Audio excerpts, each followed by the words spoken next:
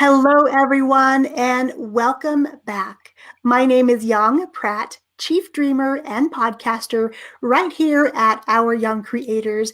And I want to thank you for taking the time out of your day to tune in live, to catch the replay, or to listen over on the podcast. Today, I have a special guest for us. Lately, I have been seeing a lot of newsfeed articles all about kids and anxiety. And I didn't know how much of it was actually true, how much of it was false. There seems to be a lot of misinformation out there. So I reached out to my friend, Joy Acaso, who is a psychotherapist and a parenting expert, because I wanted her to come in here and really separate fact from fiction when it comes to kids and anxiety. Welcome, Joy. I'm so glad to have you back on the podcast. Hi, Yong. Thank you so much for having me. And I love this topic. It's really close to my heart. So thank you for asking me to come on here today. And it's a topic close to my heart too, because as I see my kids growing up and seeing where they might be struggling, the word anxiety almost seems to be a catchphrase these days. So, I wonder if it's that they're experiencing or something else. So, if we could first start with what is anxiety? How do we classify it? How do we define it? Anxiety, plain and simple, is a feeling. That's all it is. It's a feeling, but it's actually a bigger umbrella to, if you will, like smaller kind of feelings. So anxiety would be the overall sort of overarching definition of what nervousness would be, worry, being fidgety, and easiness. Overwhelm is also under anxiety. So it's actually like it's a vague and very broad kind of feeling. And it's very different from anxiety disorder, which, so when we say like, I'm anxious, I'm feeling anxious, what we tend to do then is we have to ask the person, the child, what they're feeling exactly, because like I said, anxiety is so broad. It's we like you mentioned that we just kind of use the term loosely. It's almost like when we say oh, I'm depressed, or that kind of thing, and then really we may mean something else. That's so interesting because, yeah, like you said, it's such a broad term. So I think people use it a lot to cover a whole range of different feelings, including, like you said, stress and depression. And I think having those all under this umbrella term gets a little bit confusing because we really need to step back and separate, okay, is my child feeling stressed? Is my child feeling depressed? Is my child feeling overwhelmed? Right. And that's a lot of things for parents to take into consideration. So if we're thinking about our kids and we see them and they're struggling, Yeah. how are some ways we can differentiate between whether it's just stress or whether it really truly is anxiety or even further anxiety disorder? Absolutely. So anxiety, as we said in the beginning, right, we're treating it just as a feeling. How then, when it interferes with their normal activities, then you have to watch the pattern, monitor their behavior, see how it's affecting their day-to-day tasks. For example, for younger kids, right? Brushing teeth, plain and simple. But then with anxiety, with intense feelings of anxiety, it becomes harder for them. Or like eating at a restaurant. What could be like a joyous occasion for a family now becomes like a chore for a child. Or they stop eating altogether when you're at a restaurant. Then it starts to like, now we can start to wonder like, okay, what is really going on? Going back to anxiety as a feeling, what it is, the purpose of anxiety really is to protect us from danger. That's it. to protect us from danger. You've probably heard of the fight, flight, or freeze. So, however, the brain cannot distinguish between what is real danger and what is not. So it becomes a problem when a child or a teenager starts to have these unrealistic, quote unquote, feelings of danger. So you see, like, for example, you're at a restaurant or grocery store with your parents and you start to have that butterflies in your stomach, and there's no real medical reason to prove or to evidence like where that butterfly in your stomach is coming from. Chest pain is also another symptom of anxiety, because anxiety is both mental. There's a mental symptoms that show up and physical symptoms that show up. So when it starts to interfere with their school, with their relationships, with their peers, and they start to isolate more, and they don't want to do the things that they actually care about. They start to avoid the people that they used to hang out with. Those are some of the signs that we look for to see if then treatment needs to start. That is so fascinating. And I love that simple definition of it's a feeling that affects their ability to do their normal things and to interact normally as they have in the past. That, I think, really clarifies some of what could be misconstrued as anxiety that's really not. That's maybe something else. Maybe Right. there's an actual real reason that, that's happening, not just a physical feeling. So I Yes. think really, really such a great way for us parents to start observing our kids and asking the question, are they avoiding things that they normally used to love to do? Or are things that are commonplace, like brushing teeth and going to a restaurant, is it becoming a struggle for your family? So if parents are listening and they're kind of at this point where they have seen a pattern emerge in their kids, what are some steps they can take next to help their kids overcome this anxiety? Absolutely. The first thing that I always encourage parents, right, is to, as you are observing, as you are monitoring, please write them down, take notes, so that you can help yourself and kind of like have that visual in front of you. Because sometimes, depending on the age too, we may exaggerate it in our mind and say, wow, this has been happening like for the last month, when really maybe it's only been like 2 times a week, 3 times a week. So you really need to, for your peace of mind and also for your child, right? So just watch the pattern if there is one, and the frequency, the pattern, the intensity. Now, how do you measure intensity? Well, then you'd have to note like maybe they woke up in a good mood, that morning, and then all of a sudden something happened midday. You were called from school that they were complaining of stomach ache or headaches. Those are also signs of incoming anxiety. And so if you have that record with you, then you can say, okay, maybe there are certain situations that kind of trigger it, right? So is it lack of sleep? It's a lot, right? So you have to kind of like play detective a little bit.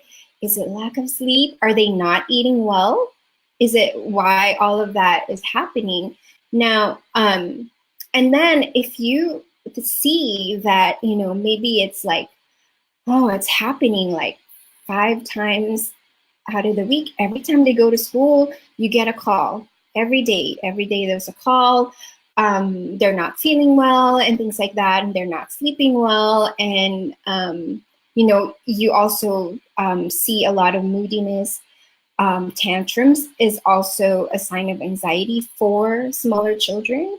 Moodiness, irritability is another symptom that anxiety can manifest itself in moodiness, irritability, isolation, anger. Anxiety can also mask itself in sadness. And so if you feel that it's happening a lot more than usual, then you can take the same notes that you have written and then bring it to a professional, maybe a pediatrician. You can start with a pediatrician if we're talking about children and teenagers. Show it to them and then, ask them, like, what do you think? Like, is this something that I should be concerned about? And then they'll refer you to a therapist or a counselor. Or you can also just always go straight to a counselor or a therapist that specializes in children and teenagers. So I would say definitely the first step is really kind of observing their behaviors first, and see and ask your child's teachers if it's, how they are in school, grades. If the grades are dropping, that may be cause for alarm. But I would say don't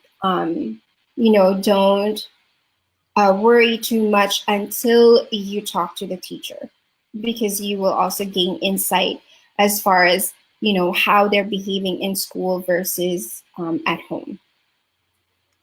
And as you were listing all of those different things like tantrums, irritability, isolation, anger, I had to laugh a little bit in my head because as a teenager, some of those behaviors are just sort of a normal everyday occurrence, and they may not be related to actual anxiety. So it definitely, like you said, you have to be a sleuth and a detective, and you have to really start to watch and pay attention. But I think really, like you said, keeping a journal, documenting these things is so great, because literally from day to day, there are so many things we forget, and we overestimate or underestimate how long something has been happening. So that is a great, great tip. So for you parents listening, start documenting these to see if there is a pattern, and see if it's, there's a change in the frequency or the intensity, because that's going to really clue you in as to if you need to find someone to take further steps with down the road. Absolutely, yes. But also, I love how you said, like, sometimes we overestimate or underestimate. So definitely watching, any changes in our children's behaviors. And even with the clients, the families that I work with, I also still do that even when we're already in a treatment relationship. I'll say, can you just log their behavior this week and so we can see what's going on.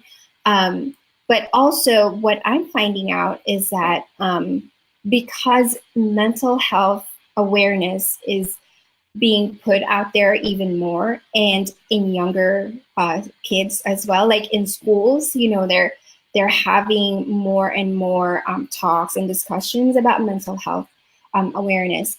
If your child comes to you, or your teenager comes to you and tells you, I think I need to see someone, I would encourage you, please don't wait too long, because I am getting a lot of those, cases where the parents just thought, oh, okay, maybe they're just doing it for attention, or maybe, they're just copying their friend. But if your child spells it out to you and says, I think I need to see someone because I've been feeling like this for a while, don't take it lightly. I think that is also, like your cue that it's time to see a professional.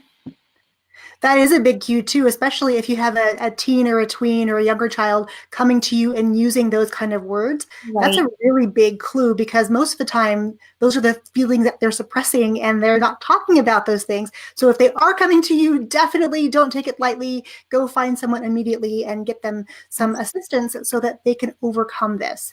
So I have to ask you this question. It's kind of a big question.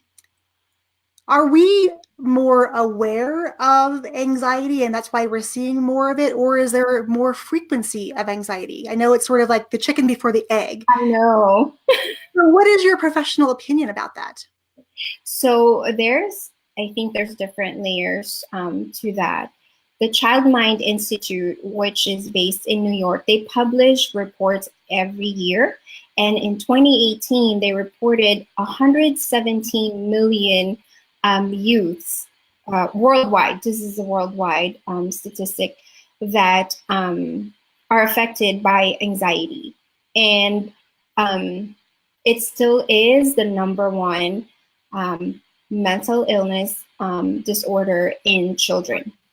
So anxiety is still number one disorder, and childhood disorder is what we call it. And now, if your question, why is that number? Like, what is that number, right? What does that mean for us?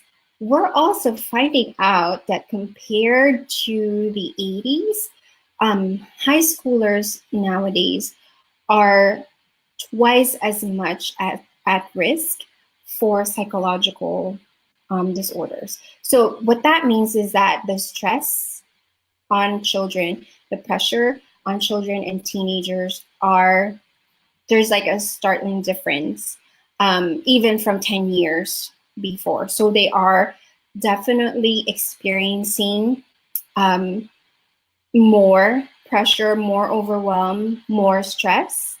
And what is happening is that parents are not as equipped to deal with the changes. I mean, talk about social media. I just read also like vaping is another something that came up with teenagers are vaping more and more. So, and then now parents are like, what are we gonna do? You know, what are we supposed to do? Our society and our world today are like, it's not as family friendly as it once was, even, you know, like 10, 20 years ago. So it's within that framework that we are now working towards, as you know, in the mental health field. However, I do have to say that it is with anxiety that we have accomplished the most success in the mental health field. So the treatment of anxiety is treatable, it's so solvable, but the people who are being diagnosed with anxiety disorder are still not getting the proper treatment that they need. Although, according to research, it is where we find the most success in the mental health field. So it's very interesting. Fascinating, yes, that you're having a lot of success. You're seeing more of it, but the success rate is high. And that's a really good sign that this is definitely something we can address. If we notice it as parents, we can start to help our kids. If we notice it even in ourselves, maybe we're experiencing some of these patterns we talked about today. Absolutely. It's not only for kids and teens and tweens. Adults also experience these things. And I definitely have gone through periods of my life where I didn't understand that's what it was at the time until I was very far away from it. And I thought, those are definitely classic symptoms of anxiety. I just didn't realize, or I wasn't aware that that was what my issue was. I just thought I was really stressed out and that was it. Kind of the end of it, but it was definitely more anxiety related. So yes, parents and moms and dads and grandmas and grandpas listening, definitely don't take this subject lightly, because kids have a lot on their plates these days. They're expected to become adults almost in their teen and tween years, because like you said, we're not spending as much time together as a family unit. A lot of family units are not, are just disconnected in general, whether that be through divorce or separation. I mean, there's so many different layers of what our kids are facing these days that we never had to face. And I think that's one of the reasons we're so passionate about really wanting to bring parents into this conversation about technology, because it can definitely be used for bad. But we like to spin it and say, you know what, this is the way you're going to communicate with your kids. Because if you can speak the same language and you can do things together, not only are you spending more time with your kids, you're just really allowing them to grow in their talents and their gifts and be able to share their unique gifts with the world in a bigger way. I love it. I love it. Yeah. So you mentioned parents who have anxiety, right? Or parents who have been diagnosed with anxiety disorder. just to put it out there, children that come from that background are 5 times more at risk to be diagnosed with anxiety disorder. So when that is present in the family, if there is history of depression or anxiety or other mental illnesses, I would say that you shouldn't wait too long to see a professional. If there is history of trauma, whether in the family with the parents or if the child experienced it or saw that, that's also, sign that it's time to see a professional. And thirdly, if there is self-harm, if you have seen your children, harming or hurting themselves intentionally, it's time to see a professional as well. That is amazing amazing to know that the stats definitely don't work in our kids' favor if we as parents have experienced that. So definitely it's time to be paying more attention, time to be spending more time with our kids, asking them questions, observing them, and really just getting them and ourselves the help that we need when we need it and not waiting too long. So Joy, I want to make sure that people can connect with you if they have questions about anxiety, where they can turn to for help, because I know that you work with people locally and I believe online as well. So where can they connect with you to ask questions and continue this discussion? Yes, please. I welcome all your questions. I'm glad to, assist you in any way. I am on Facebook, Best Parenting Practices. It's Joy Acaso Best Parenting Practices on Facebook.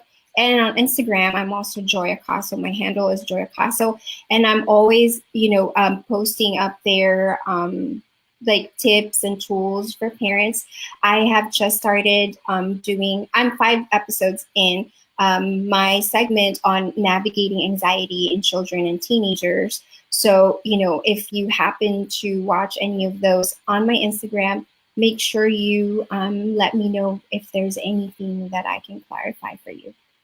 Thank you for sharing all that. This is such an important topic that definitely needs to be continued, really. And so I definitely want to have Joy back again to talk about more in this subject, because as you've heard from Joy, it's really big. There's a lot of factors involved. There's a lot of different things that we as parents can do to help our kids. So Joy, I want to thank you so much for being so generous with your time today and really helping us to better understand this idea of anxiety and how we can best help our kids and ourselves to really deal with it and then overcome it. Yes, of course. Thank you. Thank you so much for having me here. And I would love to come back one of these days. For sure. And for all of you tuning in live, catching the replay, or listening to the podcast, I want to say thank you again for taking time out of your day to really listen in on this conversation, because it is really a big one. It's an important one. With the holidays coming up, I think you're going to probably be seeing a lot more of it in your news feed like I have been seeing. So definitely we need to start the conversation. We need to continue the conversation. And if you need to reach out to Joy, please do so. She is an amazing resource for you. Thank you again for tuning in. I will catch you all very soon. Cheers, my friends.